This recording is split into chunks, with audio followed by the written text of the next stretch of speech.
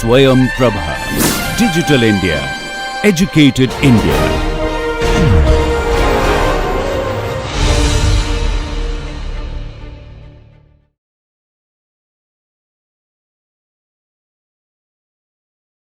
Hi, welcome back. So finally we're down to the wire. So I think we've been talking about 3D turbulent boundary layers so far. Okay, so I think I'm going to sort of try and close this up with a reference to the classical problem, right, which is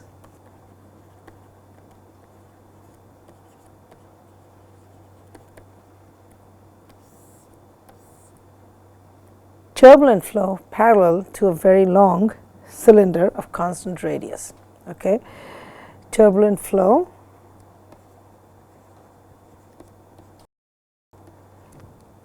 parallel to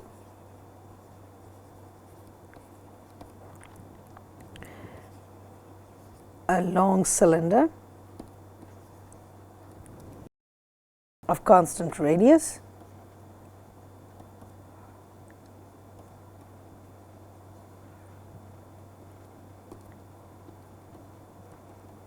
Now this, is a special case of 3D axisymmetric flow, right? So it's a flow in 3D, right? It's a special case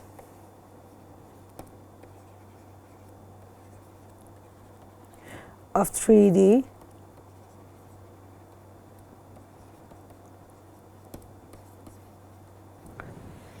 axisymmetric flow. Okay. The momentum integral equation has the same form as a steady laminar axisymmetric flow. So let's write that down. The momentum integral equation, right, has the same form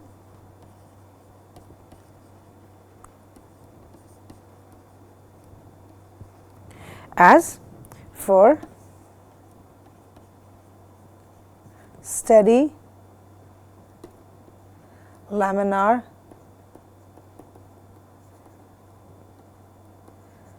axisymmetric flow, right, which is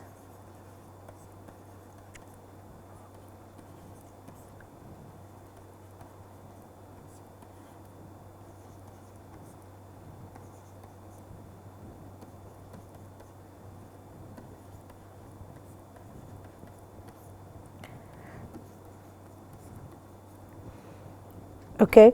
So r is the local radius, local surface radius. Now I'm just going to quickly remind myself as to what we did last time. Yeah, I think we did this. We kind of started with this, isn't it? Okay. So since we've started with this, right, and we've introduced the problem, the classical problem, right? So I'm not. So let's take it forward from here. Okay, let's take it forward from here. So we're going to talk about the viscous sublayer. So we have come up here with an analytic approximation, right? Well, for entire boundary layer is replaced by this. So we have we came up with this, right? And I think right. Okay, that's fine. Okay, so we stopped right here. Okay, we stopped right here. Okay, right. Now let us take this forward from the boundary equations for flow along a cylinder.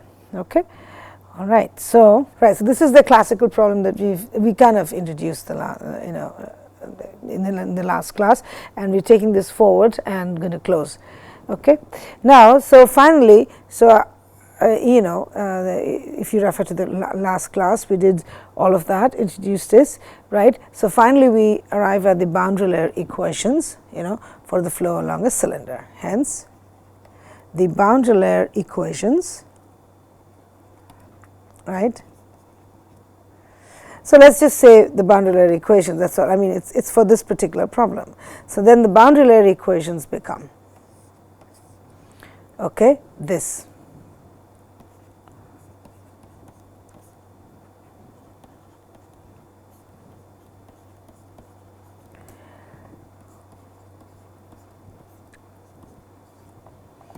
Okay, and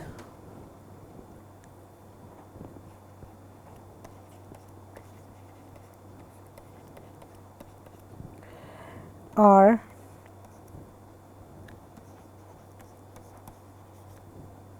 this,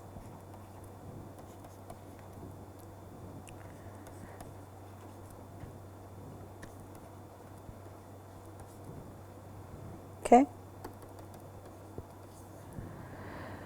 here. So these equations, okay, we'll solve for a 2D flow by assuming, so 2D flow in the sense because we are looking at 3D axisymmetric flow, so that basically means we are looking at a 2D flow, right. So this can be solved for 2D flow by assuming the following, right. So the law of the wall basically. So we assume, so this can be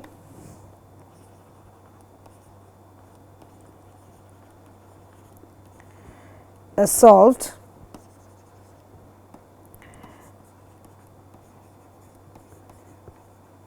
for 2D flow, okay, by assuming the following. By assuming that U plus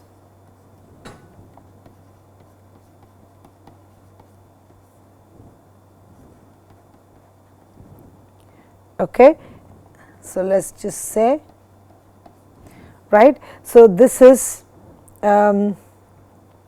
basically law of the wall. This is the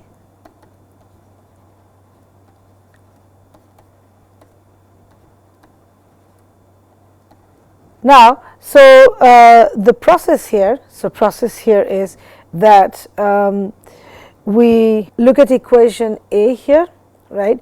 We eliminate V bar from here, or V mean, right, mean component of V, mean component of the lateral velocity, which is V.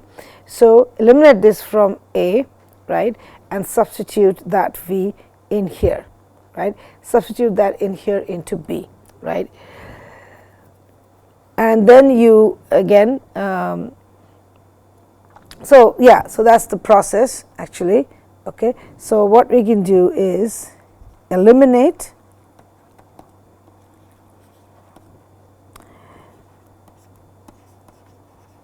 from A, okay, and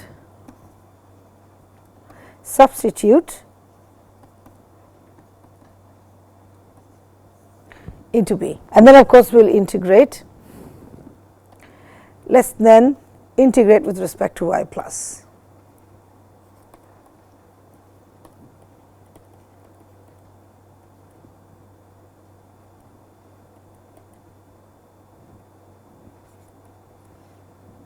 Okay.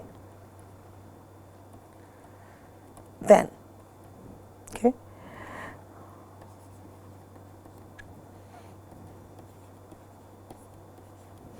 Right. Now this is equal to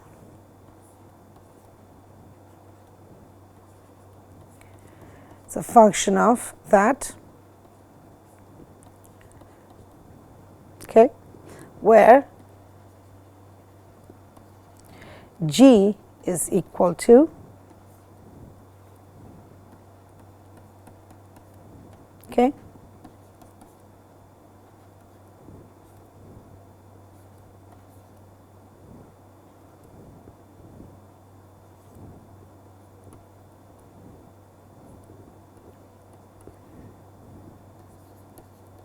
so let us look at this plot here. Okay, these are calculations of local skin friction for turbulent flow parallel to a long cylinder of radius 8 of radius A. So R is equal to A, okay, and this is basically from F.M. White. Okay, So, so local skin friction here in the vertical coordinate, and this is plotted against basically the Reynolds number. Okay. Now, so what we can see here, right, you have the flat plate, right, we have the flat plate, and so that, right, and then so here this is RE based on A, the radius, right, RE based on A, which is the radius, right, which is U into A into nu. So this is 1 here, right, and you keep sort of increasing that, okay, increasing that, and then you see these the CF. Okay, so this is for 3, this is for 10, 30, 100, this is 0.1 million. Okay, I think what so with the increase in the, so this is Reynolds number, so this is Reynolds number based on x, right, x meaning which is the distance along the cylinder, right, and this is the radius. So this Reynolds number is based on the radius, which is A, right. So you can see here U and nu and A, right. So what I can see here is that as I increase the Reynolds number from, so Reynolds number based on the radius, as that increases from 1 to about a point million, right. Now it is inching closer, to that of a flat plate. Okay, it's inching closer to a flat plate, kind of makes sense. So because if you are increasing the the radius, if you're kind of increasing the radius, right, it is inching closer to a flat plate. The whole idea of the very long cylinder, is that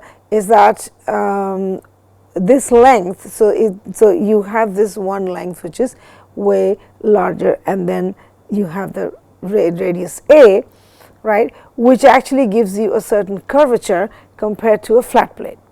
Now, if you look at this, so you have like a 0.1 million Reynolds number, which is based on the distance, based on REX, right, that, right, and here also when so for 0.1 million, right, so 0.1 million, even 1 million Reynolds number, for X, right. So X, you see that the RE, the skin friction coefficient, right, for RE based on the radius, yeah, which is about 0.5 million, right. So that's actually exactly equal to this here. Okay, they match exactly, right. This is the 1 million. Okay, and well, as you go down further, there is a little bit of discrepancy, but the more and more we reduce the Reynolds number, okay, based on the radius, right, we see that the skin friction coefficient is increasing, right. I mean, look at this one, the radius of curvature, the Reynolds number is actually 0.3, which is even less than 1, right, and if that is so skin friction coefficient is nearly 1 at 0.1 million Reynolds number based on the distance, right, it's nearly 1 here. Okay, and of course what I can also see is that there seems to be nearly a linear relationship, the slope is pretty constant between, at least in this Reynolds number range, for various Reynolds numbers based on radius. Okay, this is, I think, a very interesting plot, and it would be nice to sort of get more inferences out of it, right? Because one question that probably I would like to ask is that, so we're doing a 2D, we're trying to do a 3D axisymmetry, we're trying to solve a 3D boundary layer, turbulent. We are trying to solve a 3D turbulent boundary layer, and we're finding it difficult, obviously, so we are looking at various means and ways in which we can do that, right? So finally we come up with something, method, etc., and then we say that let's do a classical problem which is 3D axisymmetric, right? And then I see that depending on how the radius is, of course, so I see that for certain Reynolds numbers, at least for a range of Reynolds numbers, right, it's actually nearly equal to the flat plate, which is actually the cylinder is actually equal to the flat plate. Yeah. So I think so now the point is that it's a flat plate. Okay, if that is equal to, so that means we are kind of losing the 3D part of this flow, because slowly it is inching towards the flat plate, right?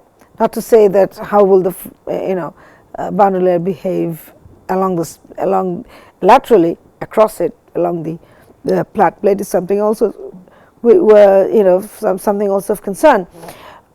But here considering a cylinder, right, where this radius of curvature is almost kind of, so the more you increase the radius, the more you increase the radius, and if you the Reynolds number, the radius, when you increase that, keeping in mind that here the Reynolds number based on x, right, and the Reynolds number based on radius are both same, which is 10 to the power 5 and 10 to the power 5, right. See, so Reynolds number, so that's basically same.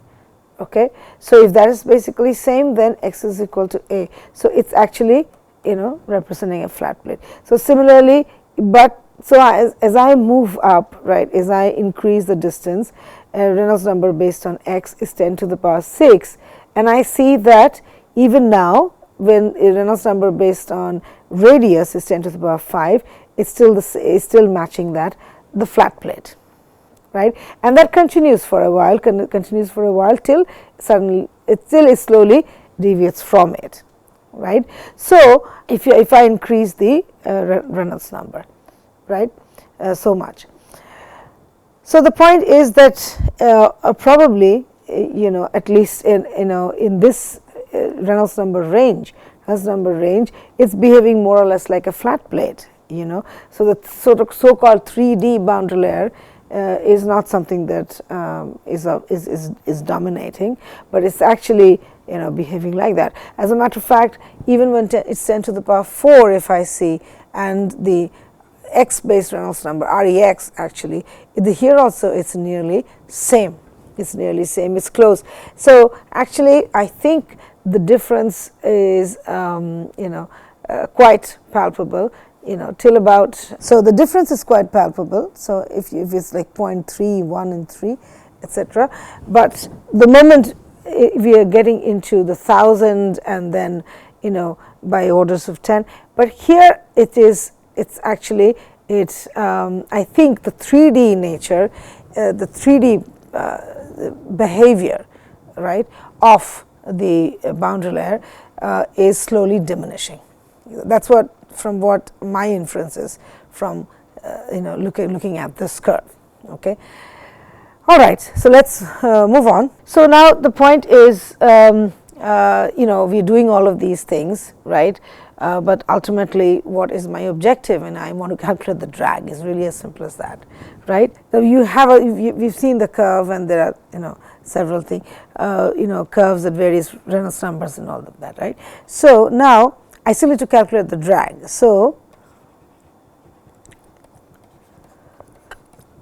curve fit approximation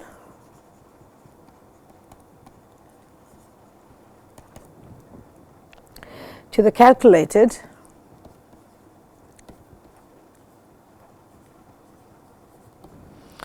skin friction and total drag.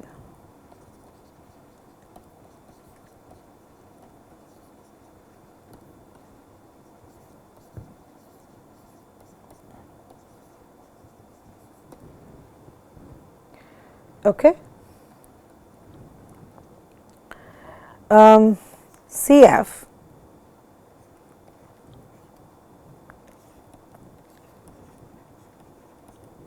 that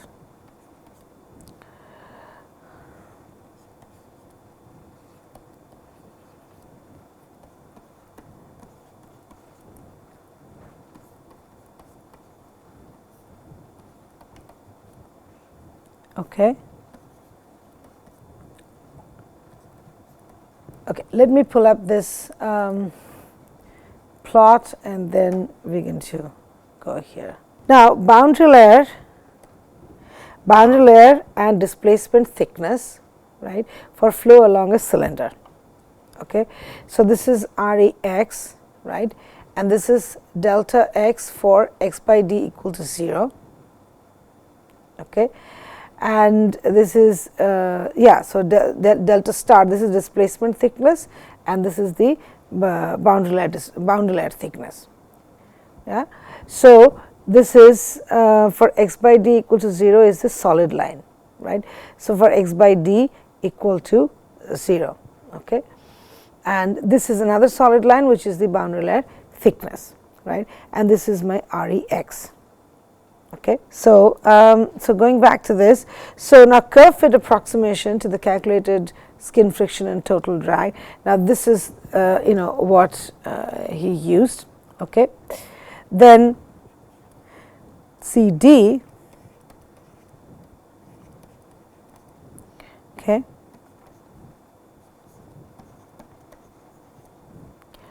plus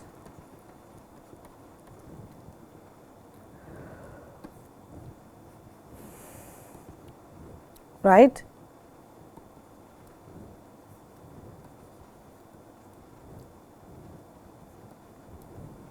okay, for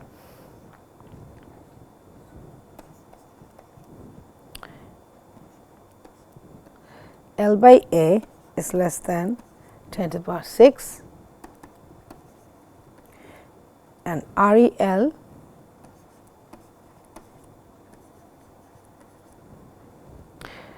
okay, and it is found that the RMS error of the error is within 9% of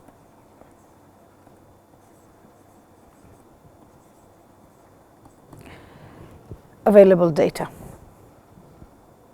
Okay. So, if I may just dwell on this plot a little bit and try to understand this one a little more.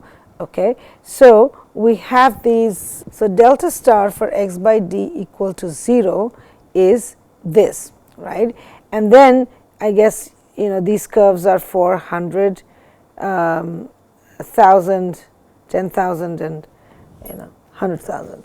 Okay. So, if that is that, okay, so 100,000, 10,000 and this thing. Okay.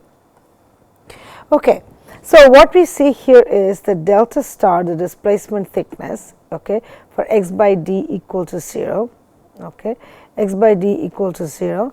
So, the displacement thickness is nearly, yeah, well, it's nearly little bit, well, a little less than 0.01. It's about 0.01 when Reynolds number, okay, the Reynolds number is about 0.1 million. So, let us look at 1 million, okay, 1 million Rex. Okay. So, I see that this is delta star by x. Okay. So, it is decreasing, right, it is decreasing as we increase the distance. It increases as we increase the x by d. Okay. So, further if we go in x, right, so the delta star is actually decreasing. Now, if I look here, okay, so the boundary layer thickness, okay, boundary layer thickness, so x by d equal to 0 is this solid line. Okay. Now, as we increase the x, right, you see that it's actually decreasing, right, it's actually decreasing. So, the thickness of the boundary layer is also decreasing as you Is that, yeah, well, as we increase. So if I say take 1 million, if I go ahead and take 1 million, okay, so this plot here, so the basically saying 0.1, and so at, if you fix a Reynolds number, okay, so REX, so REX is 1 million, so I'm fixing X, right, then, right, so so this is the distance now, so if I take that distance and if I increase that, right, so boundary layer is actually decreasing, and similarly even this is increasing, and this is also decreasing, right, the delta star. Okay, so now using these plots, using using these plots, then so the ultimate objective, of course, like I said, is to figure out what the skin friction and total drag are. So I think that is the purpose. So okay, so this is the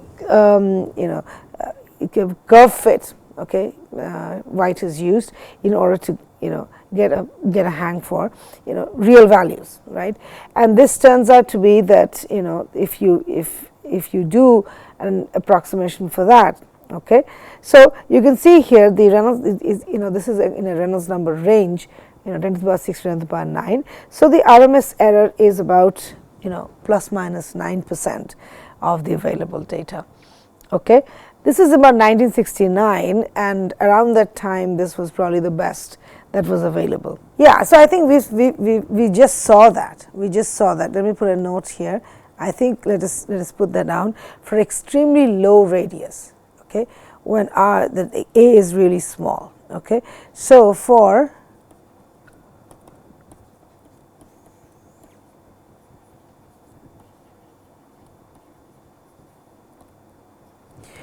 extremely low radius, right, so RE, so essentially RE based on this is less than 20, say, okay. The friction approaches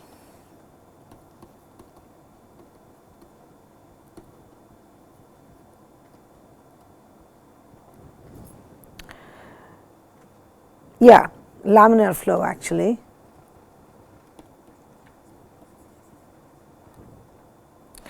Calculations.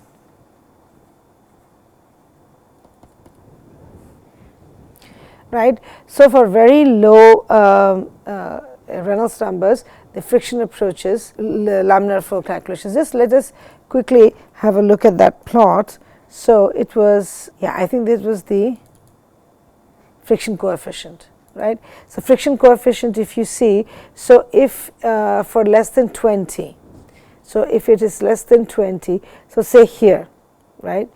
So okay, so this really approaches laminar calculations.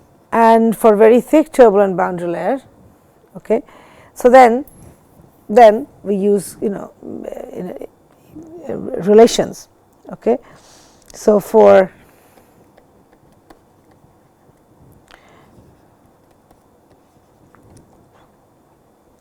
thick turbulent boundary layer, that is REA, right. So then so essentially this is the plot that we just saw. Okay, for extremely low radius, the friction approaches laminar flow calculations. So and for very thick boundary layers where RE is greater than 20. So then we have a couple of relations like this. For thickness boundary layer, we have this relation, so CF, okay,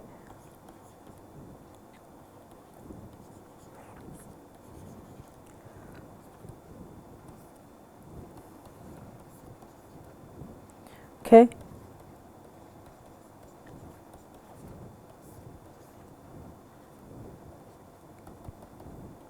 okay, where zeta is equal to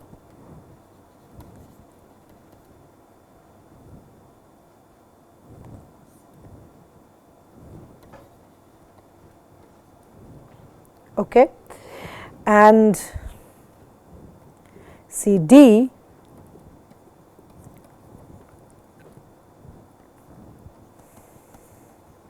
by zeta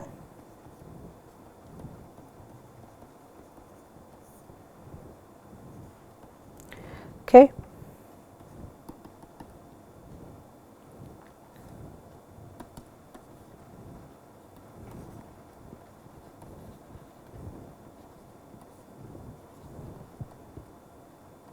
So, the point is that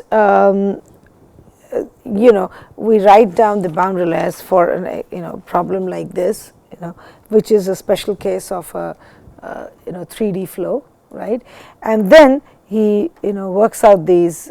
So you still need to do this. So you have so then you look at the skin friction and okay. Skin friction and as well as the boundary layer thickness and displacement thickness.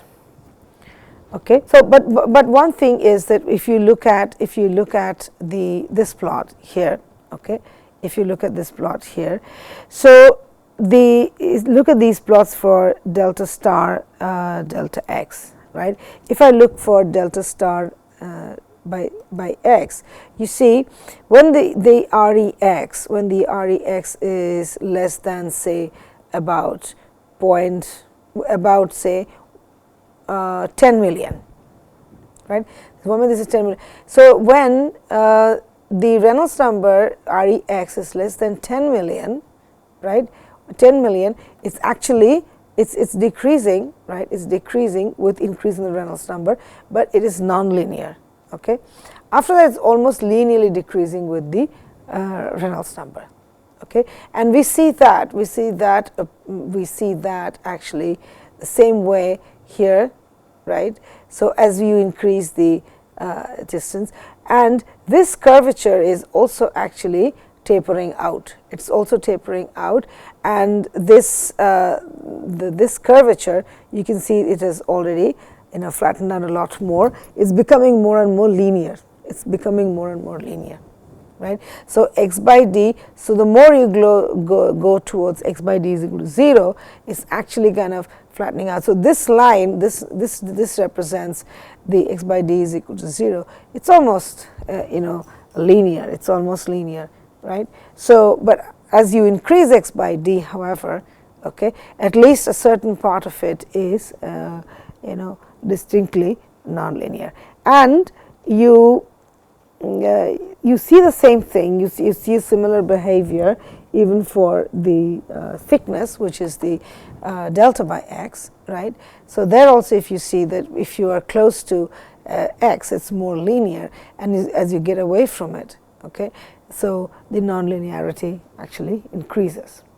Okay. So yeah, I think the slope. I think the slope here, this is also interesting, that when REX, right. So REX, now if you look at this one, that when REA is equal to 100, okay, see it's almost like it's almost like a straight. So at 30, for example, right, yeah, it's almost a straight line between 10 to the power 7, 10 to the power 8, Reynolds number. Okay. So 10 million to 100 million, you actually have, it's just a straight line. Okay. Which means what? Which essentially means that if the Reynolds REX is sufficiently high, or in these, or is sufficiently high, let's just say, then there is actually the skin friction is actually not changing, right. The skin friction is not, it's almost linear, so it doesn't change, right. So for example, at 30, when REA, right, so the radius based Reynolds number, when that is 30, for example, or 10 for that matter, okay. So if you change the REX, there is not, there is no distinct change in the CF, coefficient of friction. Yeah. So otherwise, this is not exactly a straight line. There is a certain slope, and there is mild nonlinearity as well. Okay. So I think that should close everything I wanted to cover in this course. Okay. So this is to sort of bring it down. Yeah, I think turbulent boundary layers. Okay. So let me just sort of recoup this just a little bit. So I think the first question was that we have a couple of things here. One is 3D, yeah, the other is turbulent. So we wanted to have 3D turbulent boundary layer equations, right? We wanted to have that, and then essentially we took the special case, right, of the flow which is parallel to the cylinder, okay, and in that we basically said that when you take an axisymmetric flow like this, that we can basically use 2D boundary layer equations. So these boundary layer equations, yes, they gives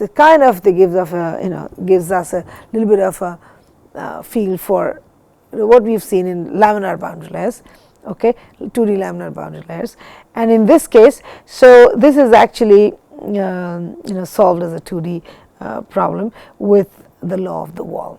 Okay. So we have seen various methods of doing this. We've also seen a CFD method, okay, for solving like finite difference method. So which is first which is introduced by 1969 by Nash, and this is also to solve the 3-dimensional boundary layer. Solve the 3-dimensional boundary layer. That's all. Okay.